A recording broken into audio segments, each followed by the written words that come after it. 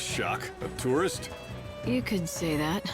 Lightning Returns is one of the strangest Final Fantasy games we've ever played. Instead of expanding on the foundation of the two previous 13 games, Lightning Returns features a battle system and story structure that feels strikingly foreign. Hate to break it to you, but there's nothing worth seeing in this desert. The structure gives Lightning Returns far more freedom than either 13 or 13-2. After a few hours, the four main locations can be accessed and bounced between, largely at will. Compared to the relatively contained settings of the past two games, the areas in Lightning Returns appear sprawling. Quests can be tackled in any order, and each section has its own main thread, along with additional objectives. What makes this do-what-you-want approach work is the abolishment of the Crystarium, which in 13 and 13-2 acts as a grid offering better stats and additional skills in exchange for experience.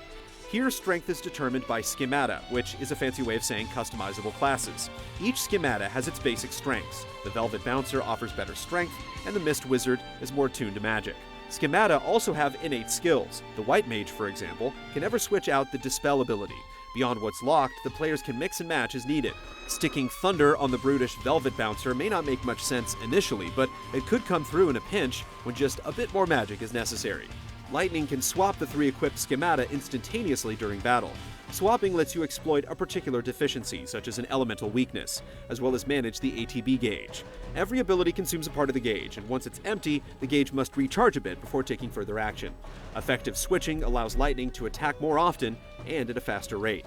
Outside of schemata, Lightning can only advance her stats by completing quests. After turning a quest in, Lightning receives a small boost to health, magic, and strength. Defeating enemies nets different improvements. Upon death, monsters may drop an ability, which can then be implemented into the schemata rotation. You'll also get energy points used for specific Limit Break-esque moves, like a potent cure spell, or a limited amount of time to freely bash enemies. By doing away with experience points, the game also largely removes grinding. In many ways, Lightning Returns toys with what's expected out of a JRPG, and fighting well means learning how to defend properly. Guarding is much more involved than selecting an option from a menu. Lightning can block for as long as the corresponding button is held down, but doing so drains your precious ATB gauge and still has you eating a good chunk of damage. By blocking right when an enemy attacks, all damage is mitigated for most attacks.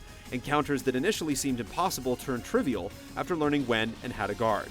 Great play is emphasized over time spent, resulting in a battle system that feels far more active than most traditional JRPG combat.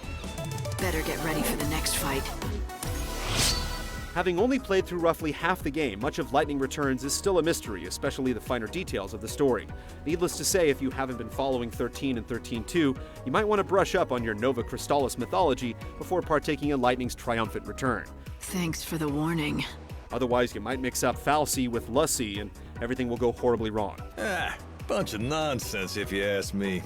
If you can work through the convoluted lore, Lightning Returns offers a lot that feels genuinely new and exciting, which isn't something we've said about Final Fantasy in a while. I hope you can make everyone's wishes come true. Everyone!